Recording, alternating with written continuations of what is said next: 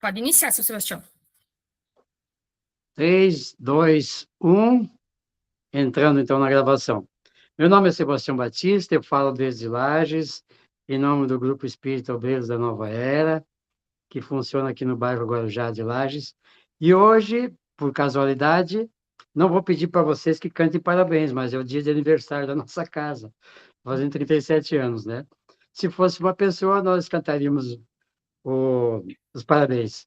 Mas o que eu posso pedir a vocês é que nos incluam nas suas preces para que o centro aqui continue sempre mais forte, mais saudável e mais prestativo, acolhedor a tantas criaturas que nos buscam, né? E de tantos que já passaram por aqui em 37 anos, né?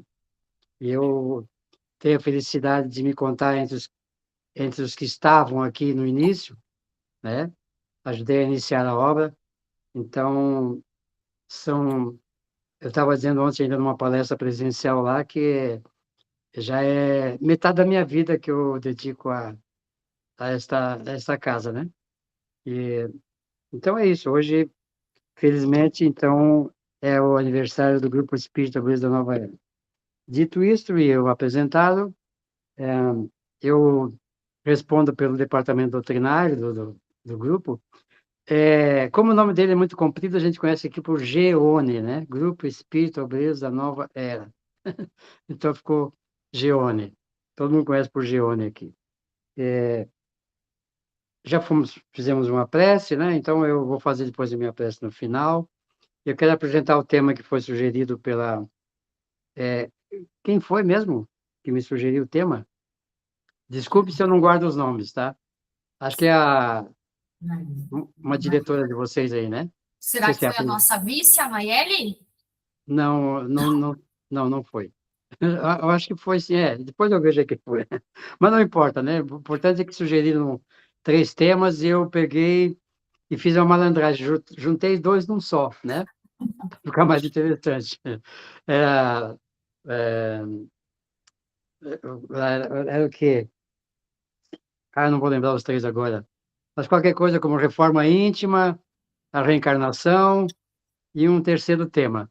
Eu juntei a reforma íntima com reencarnação para saber o que tem a ver ah, essa questão da reencarnação com a nossa reforma íntima. Vou trocar a reforma íntima por crescimento pessoal, por desenvolvimento espiritual, porque a reforma geralmente se refere a alguma coisa que já está pronta e você resolve modificar, né?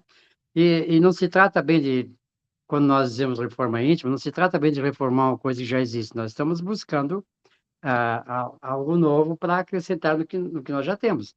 Não deixa de ser uma reforma, mas a comparação às vezes não é muito adequada, né? Vamos imaginar aí o crescimento pessoal, desenvolvimento e outras tantas palavras que se usam, né, nesse sentido. Então, quanto tempo eu tenho? 30 minutos aproximadamente, mas se o senhor 30? precisar precisar de mais tempo, não tem problema, pode Tal- avançar o tempo que o senhor tal- necessitar. Talvez eu estique um pouquinho, mas eu sou bem disciplinado. Se me der 5 minutos, eu falo em 5. Se me der 1h30, eu gasto 1h30 também, né? Fique à Mas, vontade para usar o tempo que for necessário. Por nós aqui tá não bom, tem problema algum. eu vou acompanhando por aqui. Então, o tema de hoje é a reencarnação e o crescimento pessoal, desenvolvimento pessoal. Vamos começar definindo o que é reencarnação, né? A reencarnação é esse princípio da doutrina espírita, porque, embora já existisse antes nos evangelhos e na escritura, a partir de um concílio da Igreja Cristã, da Igreja Católica, em 435, se eu não me engano, ficou proibido falar de reencarnação. Ela já existia entre os primeiros cristãos. Eram todos reencarnacionistas. E aí, de repente, por decreto do imperador romano, que não interessava a ele, porque ele tinha adotado a religião católica apostólica romana, por ser a sede em Roma, por ser a doutrina oficial, a religião oficial do Império Romano, ele proibiu que se falasse em reencarnação dali para frente. É uma outra história, uma longa história que daria mais uma palestra de 1h30, quem sabe numa seguinte, né? E a partir dali não se falou mais, se falou, hoje se aceita na cristandade, no catolicismo, a ressurreição, o princípio da ressurreição, né? Que o Espiritismo não consegue adotar, porque nós, acreditando nos dados da ciência, nenhuma ciência, por mais desenvolvida que seja, consegue comprovar que um corpo, uma vez desfeito nas suas células, nas suas moléculas, voltando ao pó, como diz nas Escrituras, possa ser refeito como é. Isso é uma visão materialista do final do século XIX, que só acreditava na matéria, né? Que não havia o lado espiritual. E a doutrina espírita, a partir de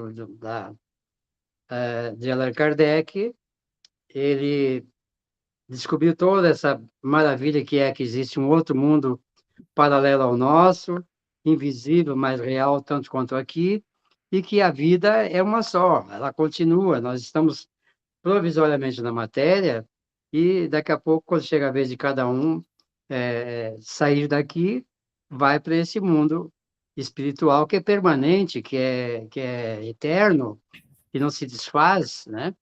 Enquanto a matéria é muito temporária, né? Por mais que a gente fique aqui 80, 100 anos, isso é uma gota d'água diante da eternidade, que é o mundo espiritual. E onde que a gente busca esse princípio com tanta certeza?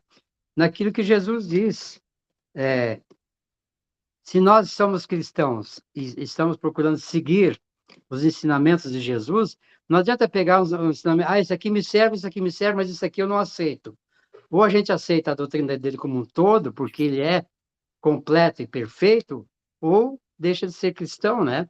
Então, se você aceita a doutrina do Cristo nos outros princípios, de amar o próximo como a si mesmo, do princípio da própria caridade que nós praticamos, né? Então, nós temos que aceitar também o princípio que ele deixou muito claro,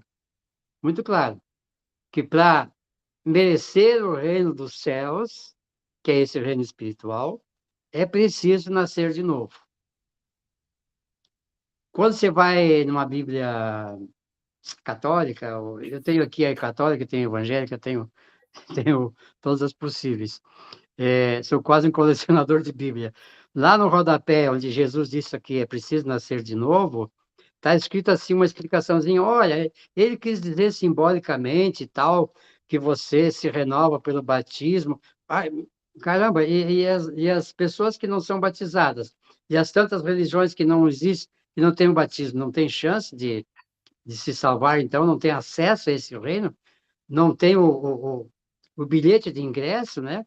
Quando, na verdade, Jesus é o comandante do planeta Terra como um todo, então todos têm que ter acesso a esse reino que ele prometeu, né? O reino dos céus. E foi uma das últimas coisas que ele deixou como ensinamento, quando já estava sendo torturado pelos soldados romanos, foi levado todo ensanguentado diante de Pilatos, e Pilatos disse, escuta, meu, você é mesmo um rei? Diz, eu até poderia ser, porque eu sou descendente de Davi. E Davi foi o rei legítimo do povo hebreu. Mas como na época de Jesus o povo hebreu estava sendo governado pelos romanos, ele não tinha chance de ser o rei dos judeus, porque o governo era um governo imposto por uma outra nação, né? Mas também ele não veio com esse propósito de ser o rei da matéria, na matéria dos judeus, como ele seria legitimamente possível. Ele veio pregar que existe um outro reino mais importante do que esse, a que ele tinha direito, que era o reino dos céus. E quando Pilatos perguntou a ele se ele era um rei, ele disse, olha, se você está dizendo que eu sou, eu confirmo que eu sou. Mas fica tranquilo, eu não estou aqui não vim para tomar o teu lugar. O Pilatos era o governador daquela região. Fica tranquilo que eu não vim para tomar o teu lugar. O meu reino não é deste mundo. Claro que o Pilatos, como um ateu, ateu não, ele lá os deuses, né? Ele seguiu todos os deuses da mitologia greco-romana, ele não entendeu nada, claro, né? Não entendeu nada que reino é esse que não é deste mundo, mas ele só conhecia este mundo, o mundo da matéria. E Jesus vem pregar um reino novo que não pertence ao reino da matéria. E como é que a gente chega lá? Pelo desencarne, quer dizer, por deixar o mundo da matéria, o mundo da carne, viver algum tempo nesse reino que ele pregou, que ele ensinou, e voltar ao mundo da matéria para refazer alguma coisa que ficou pendente aqui, que ficou mal resolvido. Como é que a gente sabe dessa segunda parte, que é preciso voltar? Quando ele diz assim, olha, ninguém vai sair daqui sem pagar o último centavo. Ai, ai, ai. Será que isso é dinheiro, dívida bancária, o quê? Né? Não. Últimos 6 como dizia na Bíblia, ou como diz no Evangelho, os centavos, vamos trocar essa moeda que não é da matéria pela obrigação de resolver alguma coisa que a gente deixou pendente. Você, nessa vida, ah, está em discórdia com alguém, está em conflito, está em situação de ódio, você não vai se livrar do mundo da matéria enquanto não resolver isso. Não que seja, você faz uma dívida desse tipo, sai daqui em dívida com alguém nesse sentido, não quer dizer que você tem que voltar de novo só para resolver isso, porque tem mais coisas no nosso arquivo já de outras vidas, né, que precisam também ser resolvidas. Por que de outras vidas? Porque se eu aceito reencarnação, que eu preciso nascer de novo, então eu tenho que aceitar também que eu já vivi outras vezes, que não é a primeira vez, né?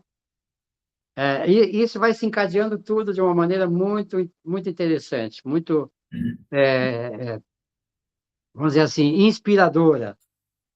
Porque, por exemplo, vamos pegar um exemplo prático. Como é que você explica que uma criança de 3 anos que não teve tempo de aprender piano, por exemplo, que é um instrumento complicado, eu toco um pouquinho, mas em 78 anos eu não aprendi o que eu gostaria de aprender. Como é que uma criança de 3 anos vai para uma sala de concerto acompanhada por uma grande orquestra e dá um espetáculo de música clássica, por exemplo? Não foi em 3 anos que ele está aqui na matéria que ele aprendeu, não é possível, não é possível. É alguma coisa que ele já aprendeu antes, está no seu arquivo e agora, né, na vida atual, ele acessa esse arquivo de conhecimentos que já traz, que vai se acumulando de vida para vida, né? De uma vida para outra.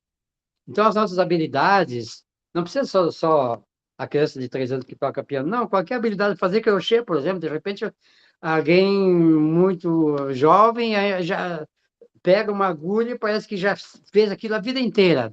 Por quê? Já sabia fazer. E assim todas as nossas habilidades, né? Isso também explica, de certa maneira, essa possibilidade que nós já vivemos antes e, por isso, na vida atual também tem a continuidade. Eu distingo a vida de existência, esses dois conceitos. A vida é uma só. O espírito, uma vez criado, o Criador lhe deu a vida, que passa a ser eterna a partir da criação. Agora, ele tem muitas existências. Cada vez que ele vem, que ele nasce de novo, que nós nascemos de novo, é uma nova existência, em que ele acumula novos conhecimentos, novos aprendizados, aqueles que ele já traz, que a gente já traz de outras existências, né? Tá claro até aqui ou estou muito enrolado? Não, Me super confirme. claro. Hã? Tá ótimo, pode Tá continuar. bom? Vamos mastigar bem isso, né, para a gente entender. De onde é que vem também o princípio da reencarnação? De maneira muito forte, muito que não se pode duvidar. Não foi o Kardec com a doutrina espírita que trouxe a doutrina, olha, a partir de agora eu descobri uma coisa maravilhosa, que todo mundo tem que nascer de novo, e isso se chama reencarnação. Não! Se você abre o Evangelho, eu não vou poder citar para vocês aqui, porque eu, o meu livro dos Espíritos e o Evangelho estão ainda encaixotados, porque eu estou recém-mudado para um novo apartamento e ainda tem caixas e caixas de um quarto que a gente denominou de depósito, que ainda falta arrumar. Então, os meus livros, eu não sei onde estão. Eu estou aqui, gente, falando para vocês de maneira muito espontânea. A minha irmãzinha aí citou antes, vamos fazer o Evangelho. Nem o Evangelho eu tenho aqui na mão, se eu não abrir, talvez o texto no celular aqui, né? Pela internet, o que é possível também. Mas vamos fazer uma coisa mais espontânea assim, com aquilo que eu possa repassar para vocês. Mas no livro no Evangelho segundo o Espiritismo, Está no capítulo 4. O capítulo 4 é todo um estudo sobre reencarnação. E é muito bonito, é um dos meus preferidos em palestras, porque lá tem a confirmação do princípio da reencarnação. Jesus reuniu seus discípulos em certa ocasião e fez uma pesquisa de opinião, como se diria hoje. Escuta, o que vocês acham aí? O que o povo anda dizendo de mim por aí? Olha, diz os discípulos, uns acham que você foi João Batista, outros acham que você foi Elias. Como é que eles podiam achar que Jesus era outra criatura se eles não acreditassem em reencarnação? Já acreditavam que isso era possível, nascer como uma outra pessoa, como uma outra personalidade, né?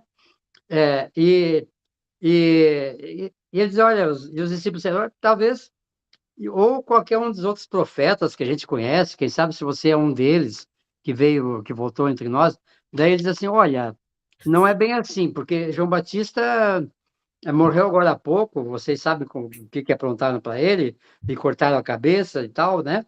Levaram a cabeça numa bandeja lá para o rei Herodes, a pedido da filha dele. Então, eu não sou o João Batista, porque o João Batista é meu primo, a gente conviveu junto aqui, então não posso ser ele.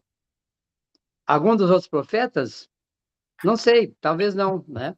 E aí, um dos discípulos, talvez Pedro, que era mais, né, assim, fogoso nas respostas.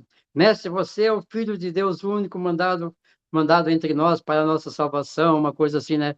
E aí, quando ele disse uma coisa também que a humanidade inteira se engana até hoje, ele diz, Pedro, tu és, tu és Pedro, e sobre esta pedra eu edificarei a minha igreja.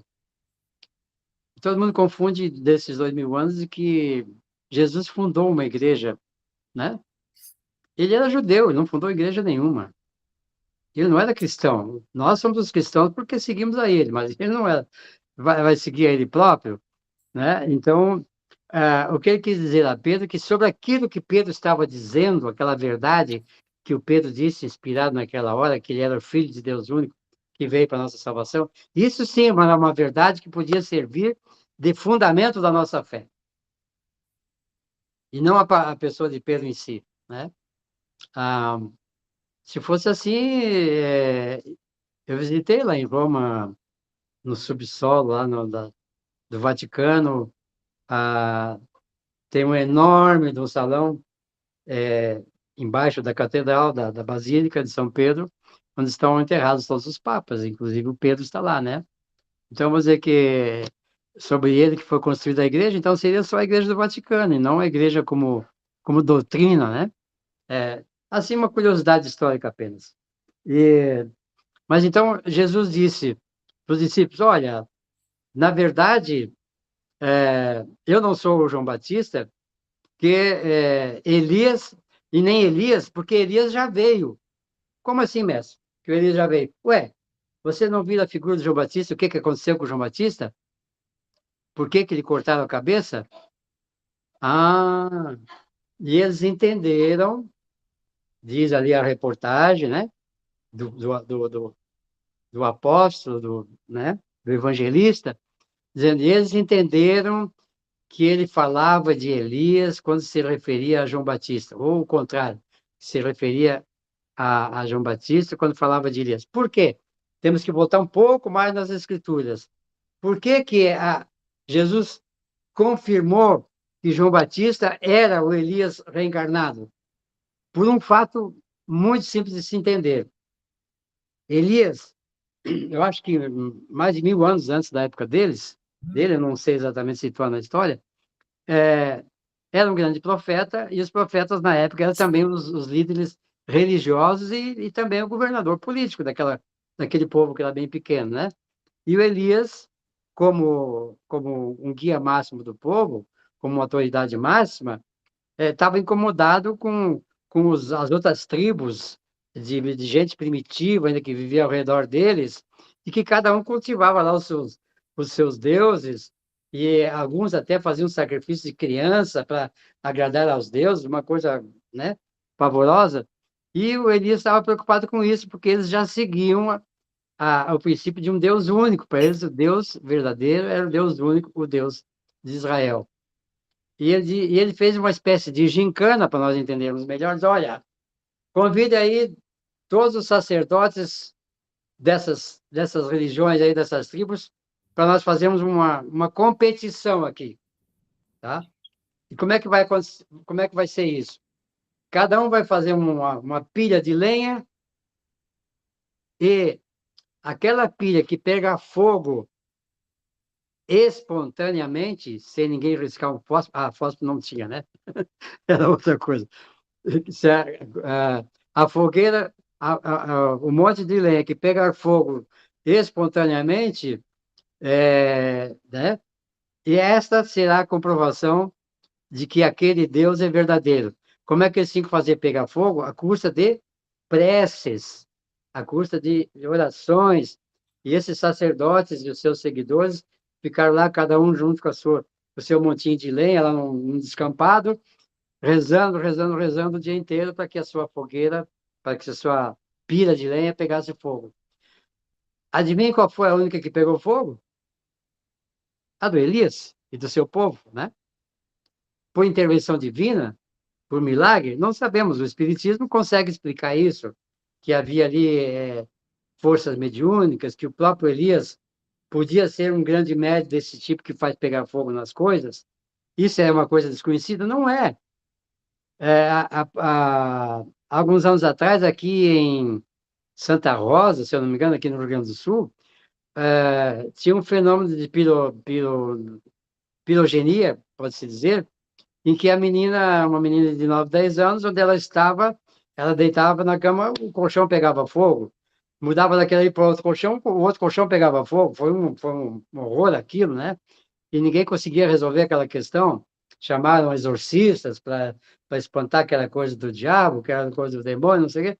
Era simples mediunidade da moça, e que a mediunidade dela, as energias dela como médium, associadas aos dos espíritos que queriam impressionar, que queriam chamar a atenção, conseguia botar fogo naquele colchão. É um fenômeno natural.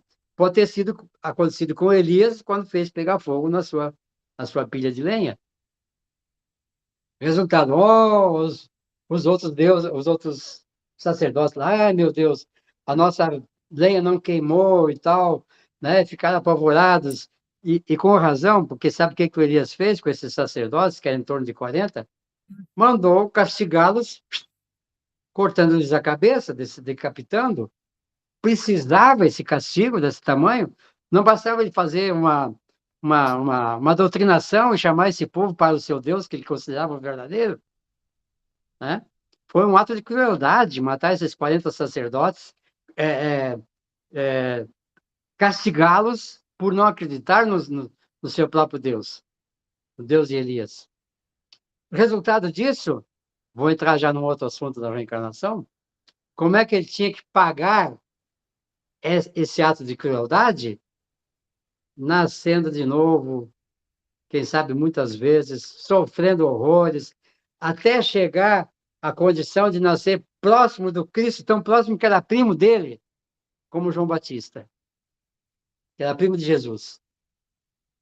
E nem por ser primo de Jesus ele foi poupado do compromisso que ele trouxe de quando era Elias, que era de pagar pelos crimes, ou pelo crime, de ter sacrificado aqueles 40 sacerdotes. E qual foi esse castigo ao João Batista? Todo mundo sabe também, né?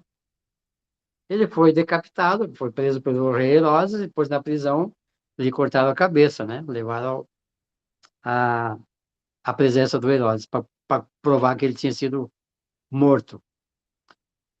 Qual é a conclusão? Ele, como João Batista, morreu, foi sacrificado da mesma forma, do mesmo jeito que Elias sacrificou aqueles 40 sacerdotes. Não significa que ele tivesse que morrer 40 vezes para pagar tudo isso. Não. Tem que passar pelo mesmo processo que provocou o mal a outra criatura, ou a um grupo de criaturas. Estão me entendendo? Está claro até aqui? Sim, bem claro. Tá, né?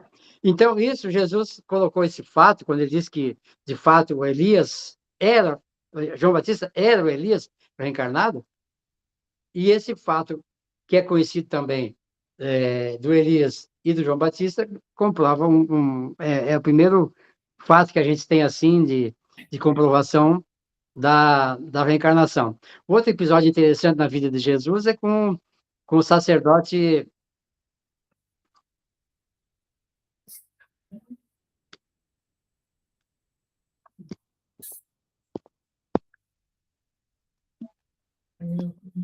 Desculpe, entrou uma ligação pirata aqui. A Claro querendo vender alguma porcaria. Então, desculpe a palavra. Desculpe. Porcaria que eu digo porque não me serve para nada, né? Desculpe, gente, eu não queria Imagina, imagina. não queria usar essa palavra. Mas entrou no meio aqui. Então é o seguinte, outro episódio que eu dizia que na calada da noite, um sacerdote que era muito conhecido porque ele pertencia ao Sinédrio, que era o grupo de sacerdotes do povo judeu, seria como se fosse hoje uma reunião de bispos ou reunião de cardeais, né, e tal. Eram as autoridades religiosas que eles tinham. Jesus, e um deles, o Nicodemos, que era muito conhecido, queria falar com Jesus porque ele tinha dúvidas sobre essa questão da reencarnação. Mas para ele não ser reconhecido no caminho até talvez a casa de Pedro, onde Jesus estava hospedado, né? E para não ser reconhecido, ele foi lá, botou um capuz, né? Tal, e quem sabe um boné, não sei se existia boné na época, mas uma capa preta, comprida, para que não reconhecesse ele como sacerdote. E bateu lá na porta do mestre. Mestre Jesus, aqui é o Nicodemos. Então pode entrar, por favor. Mestre, eu tenho uma dúvida. Como é que é essa história de nascer de novo, que você anda pregando por aí? Como é que é possível que eu vou nascer de novo, voltar de novo para o ventre, para a barriga da minha mãe? Isso não é possível, todo mundo sabe que não é. E Jesus disse, e Jesus passou um pito, puxou a orelha dele. Nicodemos, você que é um cara instruído, que é um cara sabido, que é um mestre da lei judaica, que sabe tudo da lei judaica, não consegue entender uma coisa tão simples que é preciso nascer de novo? Isso está nas Escrituras. Os profetas já falavam disso, né? Então puxou a orelha e deu um pito no Nicodemos, dizendo, e comprovou, não, realmente, é só nascendo de novo que você alcança o reino dos céus. Isso sobre a reencarnação. Vocês têm alguma pergunta por aqui? É possível fazer pergunta daí ou não? Né? Por enquanto, ninguém tem pergunta aqui. Pode continuar, seu Sebastião. Então tá bem. Se ninguém tiver pergunta, no final eu faço uma, tá bom? Eu quero ver se vocês são bons na resposta. E sempre vem boas respostas quando eu faço essa pergunta. Vamos ver no final. Vou controlar o tempo aqui. 20 minutos. Não, 20 e 14, né? 20 e 14. Quer dizer, já estamos com, meu Deus, 44 minutos. Vamos descontar um tempinho do começo lá? Vamos? Sim, Vamos dar um pode desconto. descontar, sem problema. Vamos dar um acréscimo, como nos jogos de futebol? Sim, vai ter prorrogação. Dá um desconto, né? Então, aí nós temos que ver, mas que tipos, como é que é a reencarnação? Que tipos que existem? Não vamos entrar aqui em detalhes científicos, como é que o espírito pode ser miniaturizado de um adulto que era numa vida, passar a ser um bebê na outra. Isso é um processo complicado de se explicar, mas é possível, né? Mas não cabe aqui no nosso horário. Então, vamos direto aos tipos de reencarnação. Desculpe, existem basicamente 3 tipos. Uma reencarnação compulsória, que ela é obrigatória, né? O espírito vem, vamos dizer, na marra para o bem dele, não é uma coisa que seja por castigo nem nada, são espíritos que estão muito presos à maldade, muito presos aos crimes, que ele não tem condições de sair daquilo. Cada vez que ele vem, ele volta a praticar tudo de novo, né? Então, para o bem dele, ele vem numa reencarnação meio obrigatória. Ó, pega esse barquinho aí que é teu, vai embora. Vai lá. E aí vem para a matéria, ele pode se dar bem aqui, corrigindo os erros passados, ou pode, de repente, por livre-arbítrio, por liberdade de decisão, errar tudo de novo, e aí vai acrescentando mais necessidade de voltar, tudo isso. Então, a reencarnação compulsória. Tem a reencarnação mais ou menos livre, não vou dizer livre, mas consentida ou combinada, em que a gente, nós, vocês, todos, pela condição que temos, nós devemos ter participado da decisão de vir à matéria nessa vida. Nós participamos de uma negociação com os nossos futuros pais, hoje, os nossos pais verdadeiros, porque quando nascemos, antes de nascer, já sabíamos quem ia ser nosso pai, quem ia ser nossa mãe, quais eram os compromissos que nós tínhamos que resolver com eles, quais eram as pendências de amor, de traição, de ódio, de tudo que tínhamos que resolver com essas criaturas. E com aqueles que seriam colocados ao nosso redor como familiares, né? É na família que se resolve essas questões que ficaram pendentes do passado. Então, é uma reencarnação consentida e programada, digamos assim, né? E eu sempre digo assim, ó, vou dizer uma coisa bem dura de se ouvir agora, vocês não se escandalizem. Ai do escândalo, ai do cara que provocar escândalo, né? Então, ai de mim que vou provocar um escândalo com vocês. Você quer garantir um parente para a próxima vida?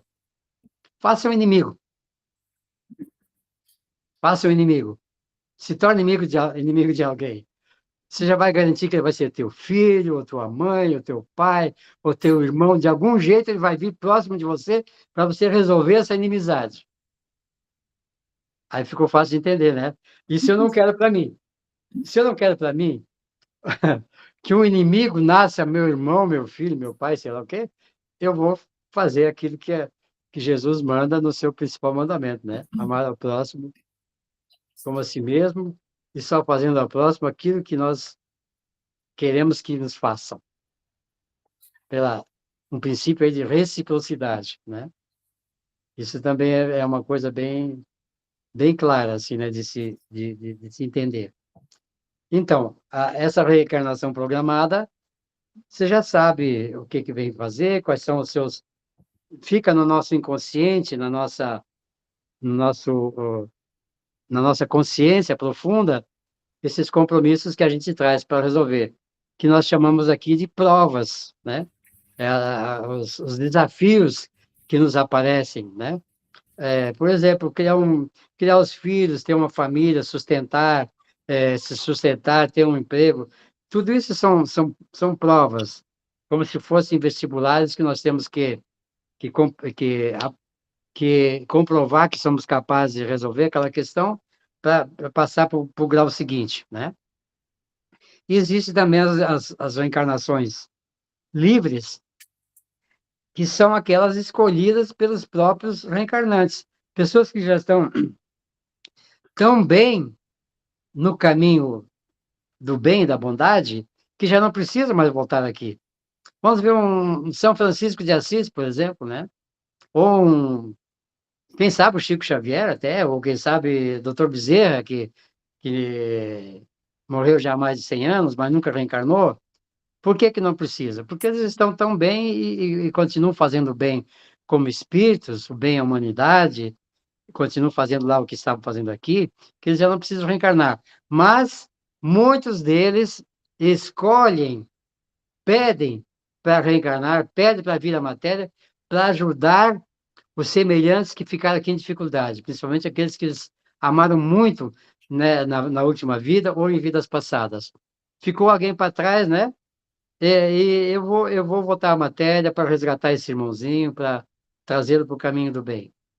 Essas são as reencarnações de missão, por missão, né?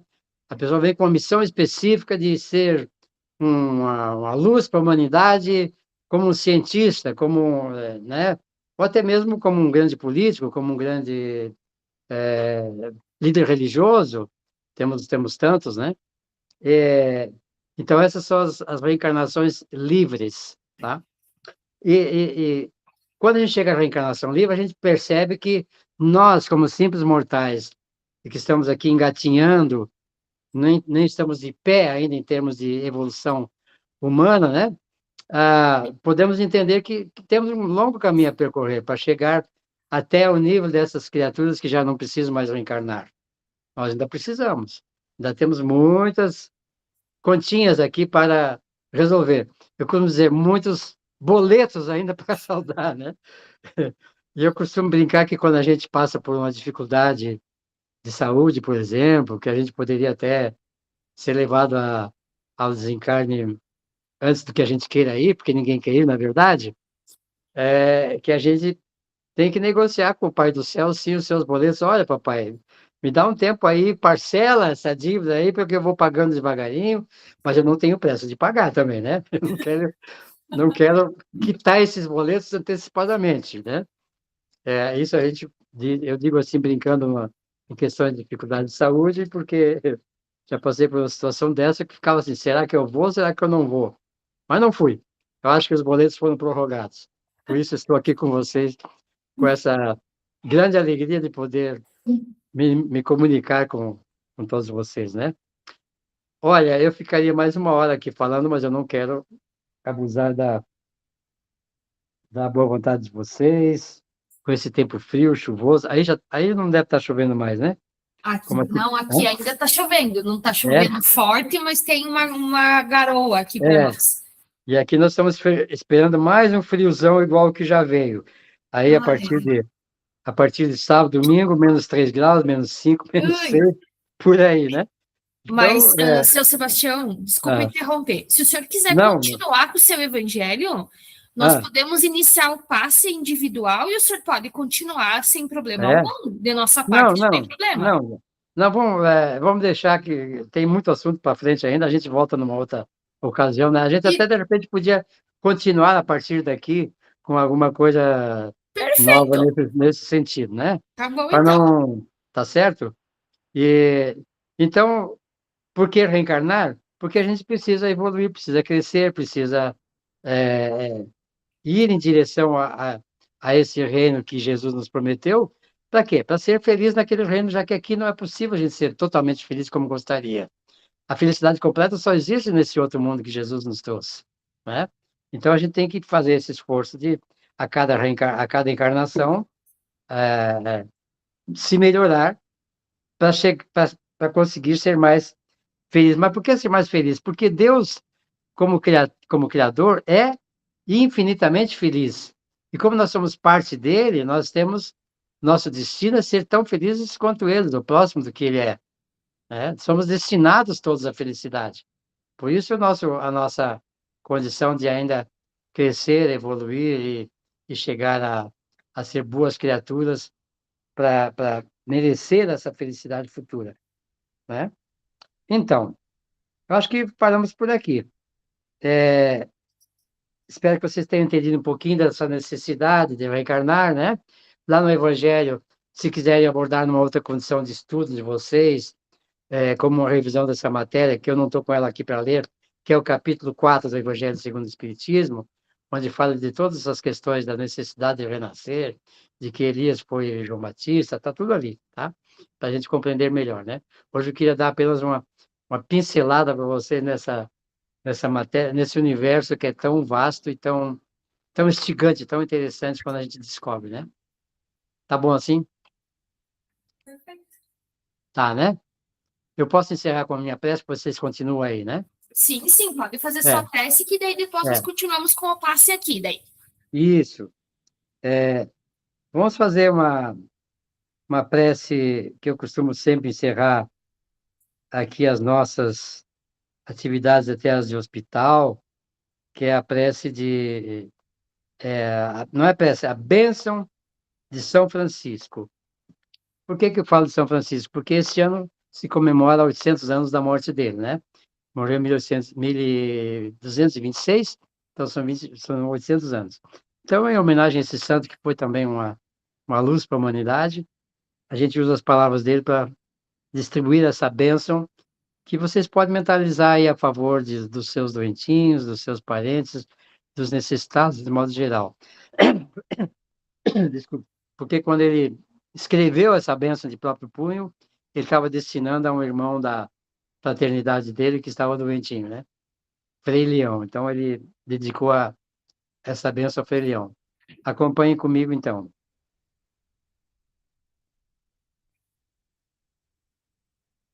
Que o Senhor nos abençoe e nos proteja.